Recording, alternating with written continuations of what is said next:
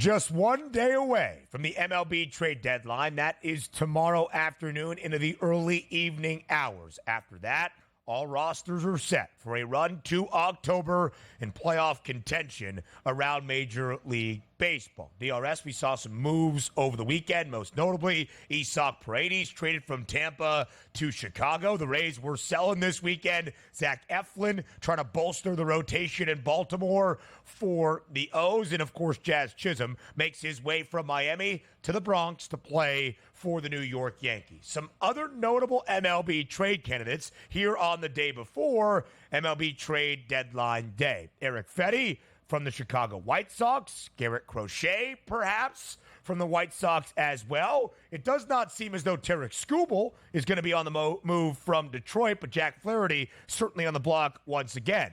Blake Snell signed with San Francisco this offseason after winning a Cy Young Award in San Diego last year. Was injured and banged up for most of the 2024 campaign, but in 4 starts in July, looks to be Cy Young quality. Luis Robert from the struggling Chicago White Sox, probably the best bat available here ahead of the deadline, and some others that you see there. Of those names, DRS, on the graphic, which intrigues you the most? I mean, I guess it would be Blake Snell, because that high-end starting pitching effort that you can get out of him moving down the stretch could impact another team. But it's just crazy to see him on that deadline after just coming over to the Giants. But also, let's be honest with ourselves. In the past, less wild card teams usually equals a much, much more exciting deadline, because a lot of teams are figuring 6, 7, 8, 9, 10 games out of it. Let's sell here. You sell to the better teams, and that sprint towards the finish. You're not getting that this year. And if you do want to get one of these superstar players, you are going to pay a premium in order to get them. Because we were just thinking just a week or two ago, like, hey, Skubal's on the, on the market for a chance to be moved by the deadline. And quite frankly, myself, me, you, Craig, we're saying to ourselves, like, what? Like, Skubal's in his 20s now. Like, isn't that the guy you're supposed to keep around while you still have him under wraps here for a team that may be still in contention? So it's good to see that on one aspect of it. And also, from me being a Philadelphia Phillies fan, or let's just say you're a Yankees fan or an Orioles fan, the thought process behind it was the Dodgers are going to get 2 Cy Young Award-winning arms at the deadline, and away they go to win it. Now it looks like if that's going to be the case, they have to give up just about their entire farm system in order to get that. So when we take a look at these names, the big names on the block, Fedde, Flaherty, Luis Robert Jr., Rengifo, Diaz, it's like, well, where's all the superstar players? Well, a lot of these players are still on teams that are within a couple games, or a handful of games, we should say, on making the playoffs. So even though the advent of the wild card was fantastic for baseball overall, it does take a little bit of a steam out of the trade deadline, because more teams think they can actually make the playoffs, and that's the goal. Yeah, it really is. And when you look at the National League, oh boy, there are so many teams still in the hunt, perhaps, of a wild card spot. We have shared this. There are 6 teams right now, separated by only 3.5 games for all 3 of those National League wild card positions. The Braves at the top, the Padres and the Mets have wild card spots if the season ended today. But New York only a half game in front of Arizona, who's a half game in front of St. Louis, who's a full game in front of Pittsburgh. San Francisco 3.5 games back of that third and final National League wild card spot. The Giants should be buyers. The Giants should be in contention. But San Francisco at this moment, they are right now currently 2 games below 500. Is Blake Snell really on the block? Is Blake Snell a potential trade piece? DRS, we mentioned it a couple of weeks ago. Snell, who had only made a couple of starts this year, 6, up until the beginning of July. He started the year, then he was injured to the end of May, made 2 starts, then was injured, or actually through early June, and then was injured again until July. In 24 innings of work in July, over the course of 4 starts, he has allowed only 8 hits, 2 earned runs, and yesterday, Saturday against Colorado, he struck out 15 in shutout baseball over 6 innings. If Blake Snell is on the block, does somebody make a move? One of the true contenders for a World Series title make a move to acquire Blake Snell? And if you are Blake Snell, who do you play for right now? The San Francisco Giants. So that front office certainly would say, like, hey, phone calls ringing down there from Southern California. Oh, it's the Dodgers? You're not picking up the phone at this point. So maybe you could get a bigger return if it was to the Dodgers, but it's very rare that you're going to help out, your hated rival by handing them a pitcher and maybe into a World Series ticket at this point. So maybe you're looking at Blake Snell going to the East Coast. Seeing that name there sort of caught me by surprise because we usually know the names of the past 3 to 4 weeks who's going to be available and some of these teams that are dipping out of it. But again, the San Francisco Giants having a great year? No, but still 3.5 games back out of a wild card here with 2 months left in the season in a big market. Now, you take a look at Tampa, like we always anticipate they operate that way. Hey, just went off a playoff run or a World Series run, let's trade 2 or 3 of our most legitimate starting pitchers. They just retool and make the playoffs again. They're sort of the anomaly as opposed to the standard here. So I would be surprised if Blake Snell is on the move, but it's no surprise. Eric Fedde, I don't know who's going to help out and get him. Luis Robert, a very good outfielder here, but maybe the price is a little bit too high. The sellers should be teams like the White Sox and the Angels. Yeah. It's crazy to see, even like Yandy Diaz moves on for the Rays. And look at all the power and that lineup from suspension and expulsion from baseball and also just from trading. That team is going through a complete identity change down in Tampa. And again, they're still right in the mix for a playoff spot.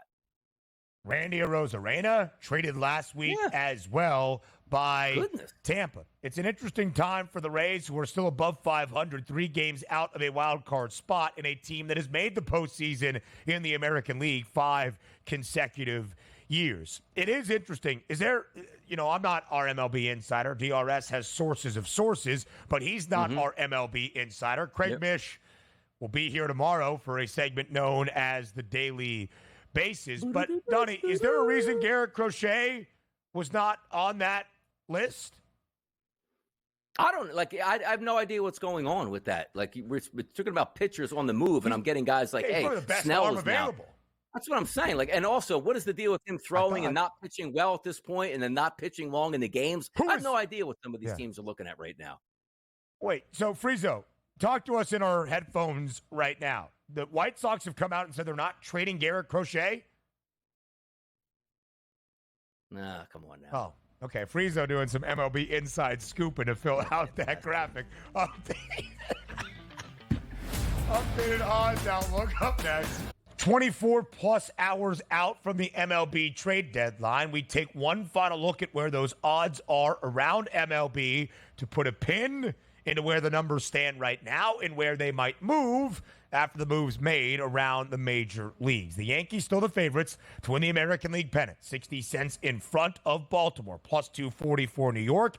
3-1 price on the O's. The Orioles struggling. They've dropped 10 of their last 15, but still maintain a 1-game advantage in the American League East. The biggest movement, DRS, has been the Houston Astros. A 6-1 price now on the Stros. We'll hear from Joe Friezo in just a moment to see where that number was just before the break, at the end of the MLB All-Star break, and where it has gotten to only 1 week after returning from the All-Star break. Houston, a series victory in the marquee matchup this weekend over the Dodgers, taking 2 of 3. Seattle swept the White Sox. Good. It's what you should do. Those 2 teams tied atop the American League West standings at this moment. Yeah, and it's fun to talk about these odds as they shape up 24 hours out from the deadline. And then once we hit the deadline tomorrow, where those odds are actually going to move. Are we expecting monster shifts? Not necessarily, unless, let's just say, the Dodgers did get Tarek Skubal. But how much lower are you going, Ben, from plus 165? Are you going to plus 100? No. Maybe you move to plus 150, plus 145 at that point. And similar with the Philadelphia Phillies if they pull off any more trades here. Now, they got Hayes in the outfield. They got their closer. There's no real need for the Philadelphia Phillies up and down that roster. And same thing with the Dodgers. You're almost waiting for some of those guys to come back off of the IL to get better at the deadline as opposed to making major moves to get a pitcher. But there are some pitchers out there that are dominant, but you might just have to get a crazy return just to get them, even if they are a rental at this point. So I look at these numbers and say, okay, let's see where they are tomorrow. Not too many discrepancies from me. Dodgers as favorites, don't mind it. Phillies in second place, that's fine. Yankees as favorites, just followed by the Orioles. That's fine to me as well. I think the top 4 here is in correct order, just on the betting principles right now. Might change slightly tomorrow once we hit that deadline, though. The Astros have moved up by $2 since before the All-Star break. It was an 8-1 number. Donnie, you have pleaded all season long for the teams in the American League Central to make a move if they actually want to be contenders come October. Cleveland has the best record in the American League over Baltimore, plus 750, in a 4.5-game lead in the AL Central over the Twins. Do you anticipate the Guardians or the Twins making a move tomorrow? I think the Guardians are the more intriguing team because the one thing we do know is that bullpen is really good for Cleveland. With Clase at the back end of it, man, you have a lead getting into the late innings, you're going to be able to shut it down as if they did with the Phillies yesterday. Because we're talking about who's going to make a splash. Like, do you expect the Yankees, the Orioles, possibly, Phillies and the Dodgers already making moves for either one of those organizations? But I do think you have the most to gain probably would be the Guardians, Ben, in my output, because I like the lineup. I like the starting pitching staff, and I like the bullpen. Just give me something to believe, like, wow, that's a great move for them to jumpstart that locker room as well. So I have my eye on the Guardians most, but I have my doubts here. I just figure they operate as a smaller market team saying, we're not giving up any of the future. We got a solid team right now and see where it goes. That's not going to be good enough to win a World Series. I'm watching the Guardians. Make a move, Guardians. Do it. The Royals now in that third and final American League wildcard spot, a game ahead of Boston. The Red Sox 2-7 since returning from the All-Star break. In the National League, the Dodgers remain the short favorites. They're 35 cents in front of Philadelphia. Pretty much has been the numbers for the last 3 weeks or so since before the All-Star break. There really hasn't been all that much movement, DRS, maybe on the Braves, moving back by a buck after the news of Reynaldo Lopez exiting the game early after only 3 innings. I swear to you, the Brewers have been a 12-1 price since April. That's where Milwaukee is right now. Yeah, nobody wants to move Milwaukee off of that number. Yelich with the back injuries here. We know what we're going to get out of the Brewers on a day-to-day basis. But sometimes foreshadowing might help a baseball team, the Atlanta Braves with Reynaldo Lopez. Better to have that arm issue come before the deadline than a day or two after the deadline. But also, if you're the Atlanta Braves, and I say this time and time again, love that front office. But you can clearly see they're not one of the best teams in baseball. Are you really going to make moves to give up prospects to do what this season? That's the question that you have to have at this point for the Atlanta Braves. But at the same time, it's nice to know you have some clarity on maybe an injury before that deadline. We'll see if they take advantage of it, but I'm not expecting big things out of the Atlanta Braves at the deadline this year. So the Braves in the top NL wild card spot, and then we've shared there are 6 teams, including Atlanta, separated by only 3.5 games. You see them after the Brewers. The Padres, Mets, D-backs, Cardinals, and Pirates, virtually in that order in the standings and the odds perspective. I think the 2 big numbers to pay attention to down the stretch, San Diego, 17-1. They've won 7 of 9 games since the All-Star break. And the New York Mets keep winning as well, a 19-1 price. Hour 3 up next here on TEL.